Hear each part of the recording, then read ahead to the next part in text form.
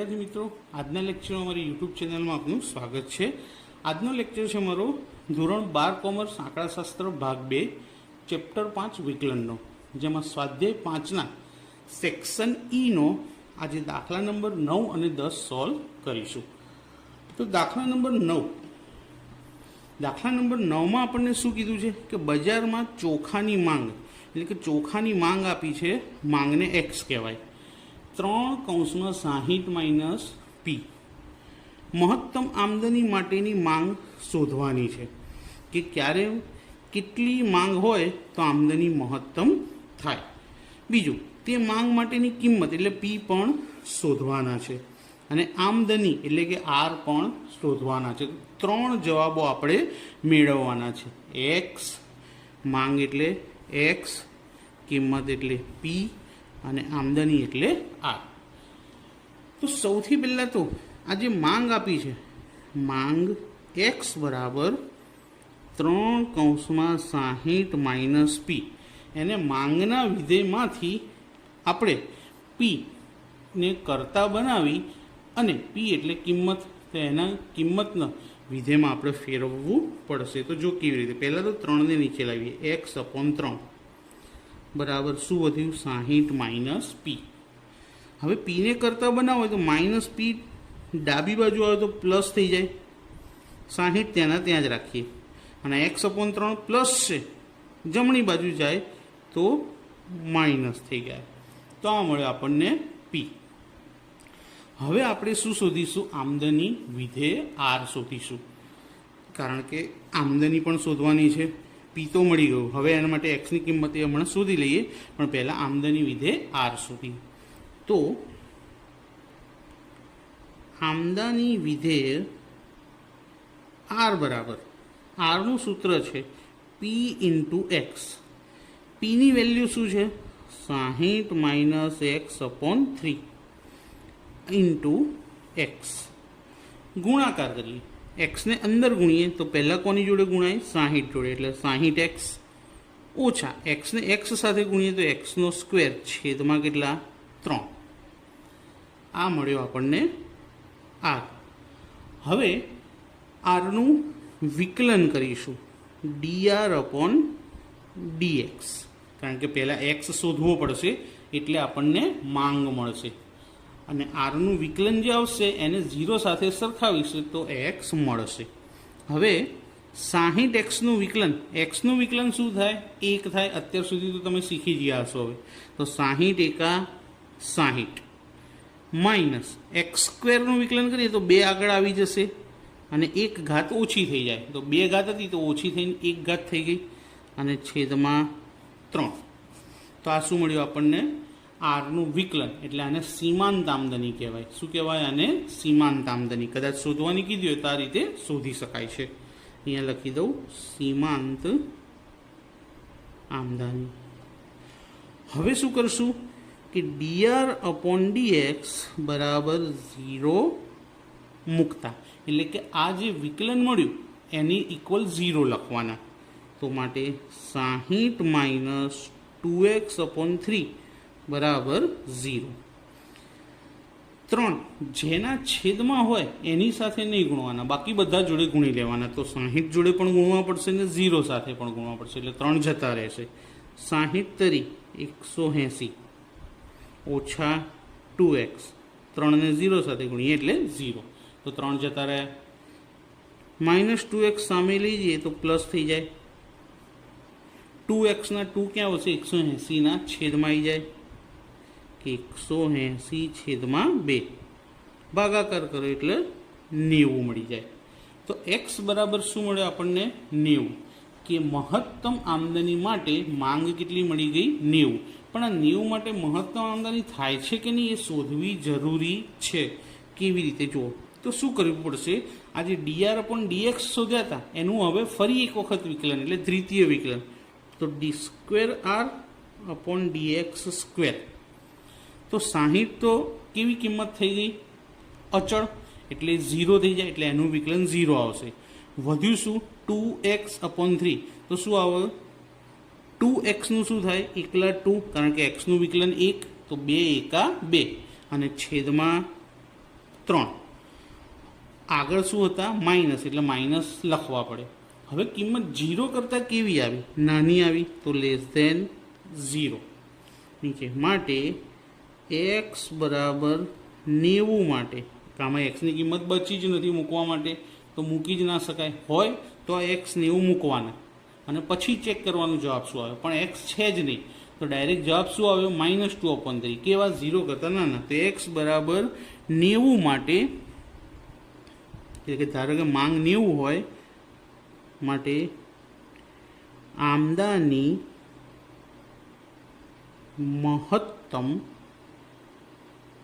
થાય. એટલે અહીંયા લખીએ કે ભાઈ માંગ બરાબર એક્સ બરાબર કેટલી મળી? 90 મળી. આ પહેલો આન્સર આપણને મળી ગયો. હવે બીજો આન્સર શું શોધવાનું કીધું છે? કે માંગ માટેની કિંમત શોધો. તો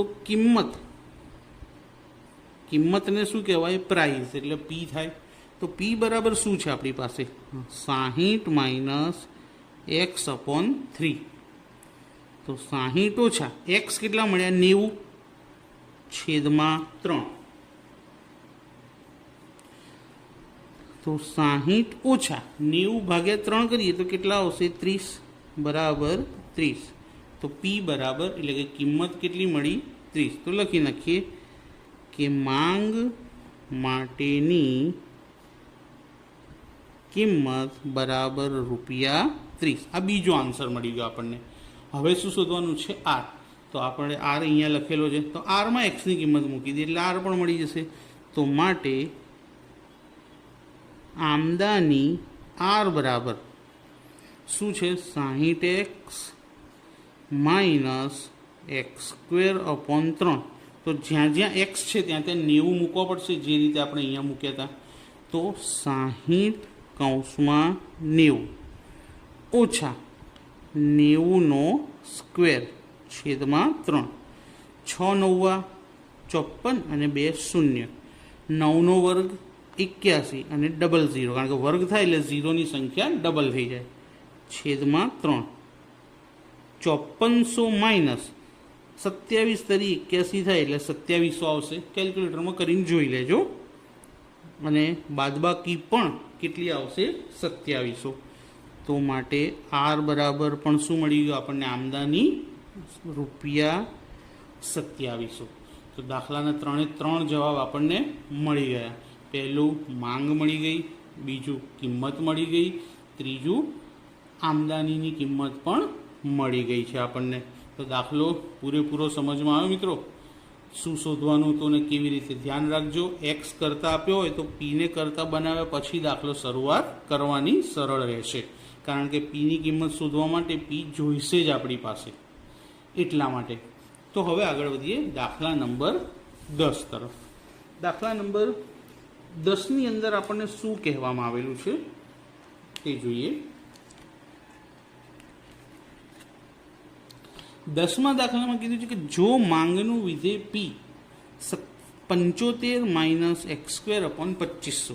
તો એ લખીએ કે માંગનું વિધેય પી બરાબર 75 - x²/2500. તો કઈ માંગે, એટલે કે એક્સ શોધવાનું છે. આમદની મહત્તમ થશે, આગળના જેવું જ છે. મહત્તમ આમદની માટે કિંમત એટલે પી શોધવાનું છે, અને આમદની શોધવાની નથી કીધી એટલે આર નહીં શોધવો પડે. તો આગળના દાખલાની જેમ જ એક્ઝેક્ટલી એક્સ અને પી શોધવાના છે. વિકલન આપણે જાતે કરવાનું. તો તમે આ દાખલો ગણી શકો ને? જો વિડીયોને પોઝ કરી દાખલો ગણવાનો પ્રયત્ન કરો અને પછી વિડીયો ચાલુ કરીને જુઓ કે તમે ગણેલી માહિતી અને મેં ગણેલી માહિતી સમાન જવાબ આવે છે કે નહીં. આટલું કરવાથી કોન્ફિડન્સ લેવલ વધશે. ભલે ભૂલ પડશે તો ચાલશે, હું ગણવાનો જ છું, વિડીયોને કન્ટિન્યુ કરીને તમે જોઈ લેજો, પણ થોડીક ભૂલ પડશે. તો હવે શરૂઆત કરીએ. સૌથી પહેલાં તો પી આપ્યો. હવે એક્સ શોધવા માટે આપણે આર શોધવા પડશે. આર એટલે શું કહેવાય? આમદાની વિધેય. તો આમદાની વિધેય આર બરાબર પી × એક્સ. પીની વેલ્યુ શું છે? 75 - x²/2500 અને ગુણ્યા ઇન્ટુ એટલે શું કહેવાય? ગુણ્યા. હવે એક્સને અંદર ગુણી લઈએ. 75x અને એક્સની કેટલી ઘાત થાય? 2 અને 1 3 ઘાત છેદમાં 2500. આ આપણને મળી ગયા આર. હવે આમદની વિધેય પરથી સીમાંત આમદની એટલે કે આરનું વિકલન કરીએ. dr upon dx. 75x તો એક્સનું વિકલન 1 ગુણ્યા 75 એટલે 75 ઓછા 3 આગળ આવશે અને 1 ઘાત ઓછી થઈને કેટલી થઈ જશે? 2 છેદમાં 2500 જેમ છે તેમના તેમ જ. તો આ dr અપોન dx મળ્યા. હવે x શોધવો હોય તો dr અપોન dx બરાબર 0 મૂકતા એટલે આપણને x મળશે સ્થિર કિંમત. માટે 75 ઓછા 3x² છેદમાં 2500 બરાબર 0. હવે અહીંયા આગળ ચોકડી ગુણાકાર કરવો પડશે, પણ એના પહેલાં આપણે શું કરીએ? માઇનસવાળું પદ સામે લીધીએ તો પ્લસ થઈ જશે. જો 75 બરાબર 3x² છેદમાં 2500. 2500 કોની જોડે ગુણાશે? 75 જોડે. અને 3 અંશમાંથી ક્યાં આવી જશે? છેદમાં બરાબર x². હવે સિમ્પલ 25 તરી 75. 25 ગુણ્યા 25 મોટા ભાગનાને યાદ હોવું જોઈએ 625 અને આ 00 x². હવે વર્ગમૂળ કાઢી લઈએ. 625નું વર્ગમૂળ 25 અને 00 હોય તો સિંગલ 0 એટલે x બરાબર કેટલા મળ્યા? 250. પણ આ 250 માટે આમદની મહત્તમ થશે કે નહીં થાય તે હજી શોધવું પડશે. નક્કી કર્યા પછી જે માન્ય ગણાશે. તો એના માટે આપણે શું કરવું પડશે? આ જે dr અપોન dx શોધ્યા એનું દ્વિતીય વિકલન કરીએ. તો d²r છેદમાં dx². ડાયરેક્ટ દ્વિતીય વિકલન. 75 અચળ સંખ્યા એટલે એનું તો 0 થઈ જાય, નથી લખવું. માઇનસ 2 તરી 6. એક્સની 2 ઘાતમાંથી 1 ઓછી થઈ જાય તો 1 જ ઘાત રહે એટલે ખાલી એક્સ અને છેદમાં કેટલા છે? 2500. હવે આ દ્વિતીય વિકલનમાં એક્સ બરાબર કેટલા મૂકવાના છે? 250, કારણ કે આપણે એક્સ શોધી લીધા. તો એક્સ બરાબર 250 મૂકતા તો d²r અપોન dx² બરાબર -6 કૌંસમાં 250 છેદમાં 2500. હવે આખી કિંમત માઇનસ જ મળવાની છે અને માઇનસ કિંમત હોય તો એ 0 કરતાં કેવી થાય? નાની. પણ તો ગણતરી કરવી હોય તો કરી શકાય. જો 0 0 ઉડી ગયું, 25 દાન, 3 દુ 5 દુ તો -3 છેદમાં 5 આટલું જ વધ્યું. જે 0 કરતાં કેવા છે? નાના. એટલે કે -3/5 <0. માટે x બરાબર 250 માંગ હોય એટલે કે માંગ 250 હોય ત્યારે આમદની મહત્તમ થાય. તો આન્સર લખી દઈએ. માટે માંગ કૌંસમાં શું આવે? x 250 હોય ત્યારે આમદની મહત્તમ થાય. એટલે આપણને માંગ મળી ગઈ, પહેલી કિંમત શોધી કાઢી. હવે શું શોધવાનું છે? કે મહત્તમ આમદની માટે કિંમત એટલે પી, પ્રાઇઝ. પી આપણી પાસે છે રેડીમેડ આપેલો દાખલાની અંદર જ. તો હવે કિંમત શોધી લઈએ. પી પહેલાં લખી દઈએ કે 75 - x² છેદમાં 2500. તો જ્યાં જ્યાં એક્સ છે ત્યાં ત્યાં શું મૂકીશું? 250. તો 250² છેદમાં 2500. ફરી 75 - 250² એટલે 250 ગુણ્યા 250 છેદમાં 2500. 0 0 0 0 25 25. 75 ઓછા 25. 75માંથી 25 જાય તો કેટલા આવે મિત્રો? 50 મળે. તો આપણો જવાબ તો લખી દઈએ કે માટે મહત્તમ આમદની માટે કિંમતને શું કહેવાય? પી રૂપિયા 50 હોય. તો બંને દાખલા પૂરા થયા. બંને દાખલામાં સમાનતા બહુ જ છે. આ દાખલામાં ખાલી આર એક્સ્ટ્રા હતો, જ્યારે આમાં આર હતો નહીં. એક્સ અને પી શોધવાનો હતો બંનેમાં કોમન.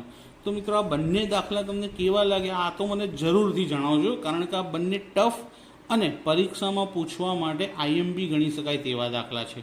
તો જો પસંદ આવ્યા હોય તો કોમેન્ટ પણ કરજો, લાઈક પણ કરજો અને તમારા મિત્રોને શેર કરી ચેનલને સબસ્ક્રાઈબ કરવાનું ભૂલતા નહીં, જેથી આગળ હજી આનાથી થોડા વધારે ડિફિકલ્ટ આવશે એની લિંક તમને મળતી રહેશે. Thank you.